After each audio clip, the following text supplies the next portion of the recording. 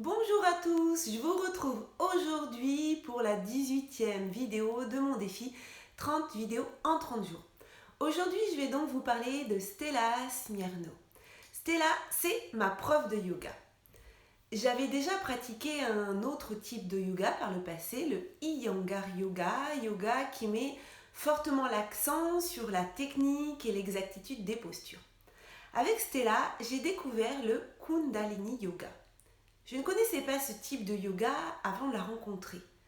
En septembre 2019, je découvre que Stella donne des cours le jeudi soir dans la salle communale juste en face de chez moi. Je suis allée la rencontrer au Forum des associations et quelques jours après, je vivais mon premier cours de Kundalini yoga. Mais alors, qu'est-ce que c'est le Kundalini yoga ? Eh bien, je vais vous lire la définition de Stella. Considéré comme le yoga originel, le Kundalini yoga est une pratique du yoga qui propose une approche sur l'être global, corps, mental et énergie. Aussi surnommé yoga de la conscience. Le Kundalini yoga est bien plus qu'une simple pratique de yoga, c'est un véritable style de vie. En effet, aussi appelé yoga de la conscience, ce dernier agit sur le corps grâce à des exercices respiratoires et physiques, ainsi que sur l'esprit via la méditation par la musique. Dans cette pratique, il n'est pas question de rechercher la perfection des postures, comme dans d'autres types de yoga, je vous en ai parlé, comme celui que je faisais avant. Nous travaillons ainsi avec des respirations intenses activées par un mouvement répétitif. Alors le mental lâche et laisse place à un ressenti beaucoup plus neutre. Une nouvelle vision se dévoile à nous très rapidement, yoga Kundalini, ou l'harmonisation entre le corps, l'esprit et l'âme. Alors Stella, avant d'être prof de yoga, elle était préparatrice en pharmacie. Elle a choisi de se reconvertir et après 5 ans de formation, elle a obtenu le diplôme de professeur de Kundalini yoga. Elle a d'abord découvert le Kundalini yoga en 2009 et elle s'est engagée dans un processus de transformation. Pendant sa formation, elle a pratiqué le yoga et la méditation, ce qui l'a initiée à une nouvelle conscience des pensées, des émotions et des sensations corporelles. Elle aime partager dans ses cours ses connaissances sur la sagesse et le mode de vie du yoga. J'ai le souvenir de la fin d'un cours où un d'entre nous lui a posé une question et où nous sommes restés plus d'une demi-heure à échanger avec elle. On ressentait vraiment sa passion et son envie de partager. En effet, son envie, c'est justement de nous permettre à chacun de vivre une vie saine et heureuse en utilisant le yoga comme clé du bien-être général du corps et de l'esprit. Elle trouve, et j'en suis convaincue aussi, que les techniques basées sur le Kundalini yoga et la méditation, la pleine conscience, sont efficaces pour voir clairement au-delà des illusions de l'esprit.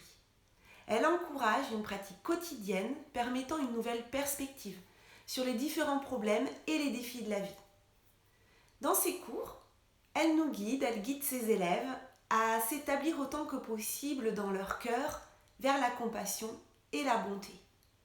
Elle a une association, son association s'appelle Anandita et c'est un prénom hindou qui veut dire déesse du bonheur. Mais je trouve que ça lui va très bien, Stella, ce nom d'Anandita. Depuis le début du confinement, je n'ai pas suivi les cours en ligne qu'elle donne. J'ai dû revoir toute mon organisation et je n'ai pas su me libérer du temps pour cela. Vraiment, j'attends le retour des cours en présentiel avec impatience, avec une très grande envie. Je suis vraiment ravie d'avoir rencontré ce yoga qui, par cette dimension de yoga de la conscience, me convient tout à fait, en tout cas dans cette période de ma vie.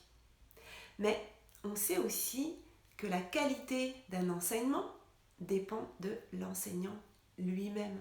Alors je suis vraiment ravie que ce soit Stella qui l'enseigne, car émane d'elle beaucoup de douceur, beaucoup de bienveillance et une belle énergie positive. Merci à toi Stella.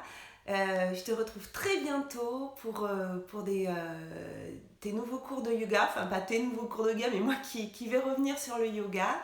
Et vous, j'avais envie de vous demander, Est-ce que vous pratiquez le yoga? Si vous pratiquez le yoga, quel type de yoga vous faites? Dites-moi en commentaire, ça m'intéresse de savoir le type de yoga vous faites, quel type de yoga vous faites et pourquoi.